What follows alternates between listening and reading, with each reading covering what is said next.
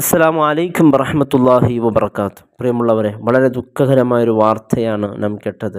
പള്ളിയിൽ പൂജിക്കാൻ തുടങ്ങിയെന്നുള്ള വാർത്ത. നമ്മുടെ സമൂഹത്തിൻ്റെ ഒരു അവസ്ഥ നോക്ക്. നമ്മുടെ സമുദായത്തിൻ്റെ ഉലമാക്കളും ഉമറാക്കളുടെ ഒരവസ്ഥ തീർച്ചയായും ദുഃഖകരമാണ്. അനാവശ്യമായ വിഷയത്തിൽ തർക്കിക്കാനും അനാവശ്യമായ വിഷയത്തിനും എല്ലാത്തിനും ഇടപെടാൻ നമ്മുടെ സമൂഹത്തിൻ്റെ ഉലമാക്കൾ ഉമറാക്കൾക്ക് ഒരുപാട് സമയങ്ങളുണ്ട്.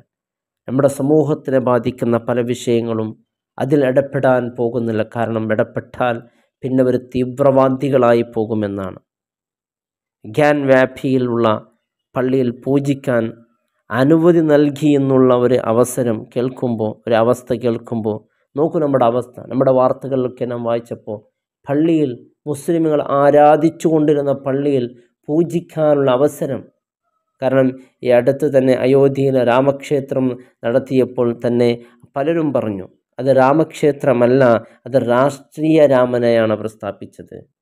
കാരണം ഈ 2024 തെരഞ്ഞെടുപ്പുമായി ബന്ധപ്പെട്ട് അത് വൻ വിജയകരമാക്കാനുള്ള പല പദ്ധതികൾ പല വിധത്തിൽ നടക്കുന്നുണ്ട്. നാം ഇതിനെക്കുറിച്ചൊന്നും ഓർക്കുക പോലും, അതിനെക്കുറിച്ച് ചർച്ച ചെയ്യുക പോലും ഇല്ല. നാം അത്ര പലതും ചെയ്തു, പല ആളുകളും കൂട്ടി. ഇങ്ങനെ എൻ്റെ പ്രിയപ്പെട്ടവരെ നാം മനസ്സിലാക്കണം. കാരണം നമ്മുടെ ചർച്ചകൾ പല ഇടങ്ങളിലേക്ക് പോകുന്നു. ഇത്തരത്തിലുള്ള സമൂഹത്തെ ബാധിക്കുന്ന വിഷയത്തിൽ ശക്തമായി നാം മുസ്ലിമുകൾ പ്രതിരോധിച്ചില്ലെങ്കിൽ ഇത് വീണ്ടും വീണ്ടും ഇങ്ങനെ ആവർത്തിച്ചു കൊണ്ടിരിക്കും. ഹൈന്ദവ സഹോദരന്മാർ ഇതിനെതിരെ ഉണരണം.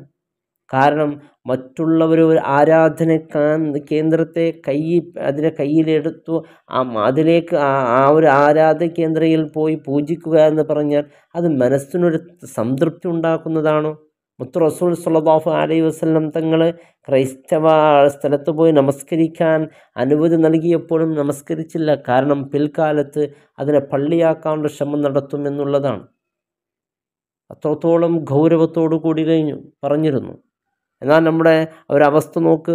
ഹൈന്ദവ സഹോദരന്മാർ ഇതിനെതിരെ ആദ്യം പ്രതികരിക്കണം. കാരണം ഇവിടെ രാഷ്ട്രീയത്തിന് വേണ്ടി രാഷ്ട്രീയവുമായി പല വിഷയത്തിനോളം മതപരമായ വിഷയത്തിൽ ഇടപെട്ടുകൊണ്ട് പല നിലക്ക് ഇവിടെ നമ്മെ വഞ്ചിക്കപ്പെടുന്നുണ്ട്, നാം അറിയാതെ കണ്ട്.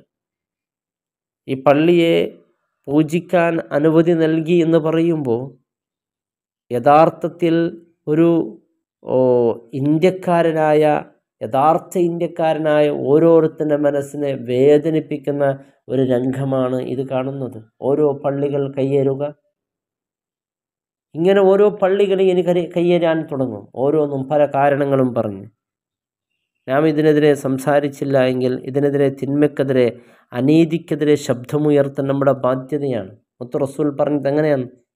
മൻ റഅ മുൻകറൻ ഫല്യുഗയ്യിർ ബിയദിഹി. ഒരു തിന്മ കാണുമ്പോൾ അത് നിൻ്റെ കൈകൊണ്ട്, അതിനെ നിനക്ക് സാധിക്കുമെന്ന് കൈകൊണ്ടത് നിനക്കത് പ്രതിരോധിക്കാം. കൈകൊണ്ട് എന്ന് പറഞ്ഞാൽ വാളെടുത്ത് ഊരി പ്രതികരിക്കാനല്ല. കൈകൊണ്ട് നിനക്ക് എഴുതാൻ കൈയുള്ളവനെ എഴുത്തുകൊണ്ട്, അല്ലെങ്കിൽ പല രീതിയിൽ നിനക്ക് കൈകൊണ്ടത് പ്രതികരിക്കാൻ സാധിക്കും. മറ്റുള്ളവരെ ദ്രോഹിച്ചുകൊണ്ടല്ല.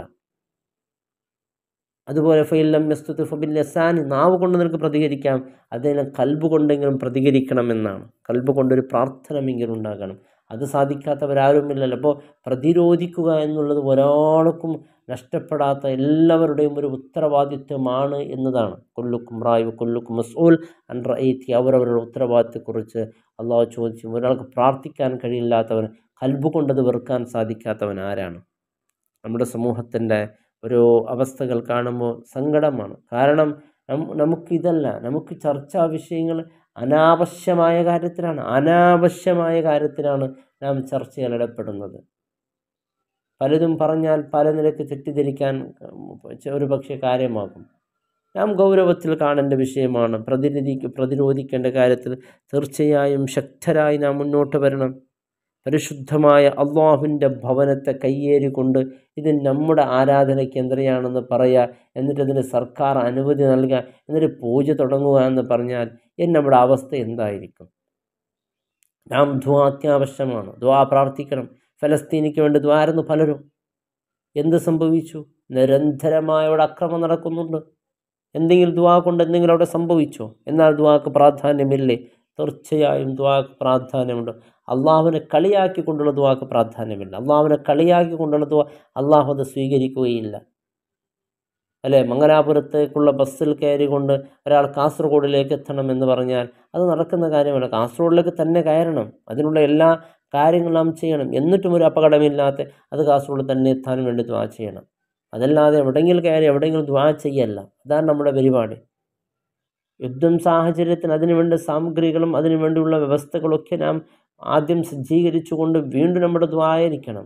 ഇതങ്ങനൊന്നും ഇല്ലാതെ കണ്ട് നാം ദുആ ചെയ്ത് കഴിഞ്ഞാൽ തീർച്ചയായും നമുക്കിത് വലിയ അപകടമാണ്. കാരണം ഇതിനെക്കുറിച്ച് സംസാരിക്കുന്നവർ നമ്മുടെ ഇന്ത്യയിൽ ഓരോ മതത്തിന് അവരവരുടെ മതം അനുസരിച്ച് കൊണ്ട് ജീവിക്കാനും അവിടെ മതം അനുസരിച്ച് കൊണ്ട് അവർക്ക് പ്രവർത്തിക്കാനും അത് പ്രചരിപ്പിക്കാനുമുള്ള എല്ലാ സ്വാതന്ത്ര്യം നൽകുന്നുണ്ട്. നമ്മുടെ ഇന്ത്യയുടെ ഭരണഘടനയിൽ അതിനുള്ള പരിപൂർണ സ്വാതന്ത്ര്യം തന്നെ. നമ്മുടെ ഭരണഘടനയ്ക്ക് എതിരായിട്ടുള്ള പ്രവർത്തനമാണ് ഇവിടെ നടക്കുന്നത്. പവിത്രമാണ് നമ്മുടെ ഭരണഘടന. ആ ഭരണഘടനയ്ക്കെതിരായിട്ടുള്ള പ്രവർത്തനം നടക്കുമ്പോൾ നമുക്ക് അത് ചൊല്ലിക്കൊണ്ട് തീർച്ചയായും അതിനെ പ്രതിരോധിക്കണം. ഇവിടുത്തെ ഭരണഘടന നിലനിർത്തൽ നമ്മുടെ ബാധ്യതയാണ്. ഓരോ ഹിന്ദുവിൻ്റെയും മുസ്ലിമിൻ്റെ ബാധ്യതയാണ്. അതിനെ കയ്യേറാൻ വേണ്ടി ഒരു പള്ളിയെ പൊളിച്ച് അവിടെ പൂജിക്കാൻ തുടങ്ങുക, ഒരു ദേവാലയത്തിന് ഒരു ദേവസ്ഥാനത്തിന് അവർക്കുള്ള ആരാധനകളെ പൊളിച്ച് അവിടെ പള്ളിയാക്കുക, അതും ഇവിടുത്തെ ഭരണഘടനയ്ക്ക് എതിരാണ്. അതിനെതിരെ മുസ്ലിമുകളാണ് ആദ്യം രംഗത്ത് വരേണ്ടത്. തീർച്ചയായും പള്ളിയെ പൊളിച്ചുകൊണ്ട് അവിടെ ആരാധന കേന്ദ്രം പൂജിക്കാൻ തുടങ്ങുക എന്ന് പറയുമ്പോൾ മുസ്ലിമുകളെക്കാൾ കൂടുതൽ അതിൽ മുന്നോട്ട് വരേണ്ടത് ഇവിടുത്തെ ഹൈന്ദവ സഹോദരന്മാരാണ്.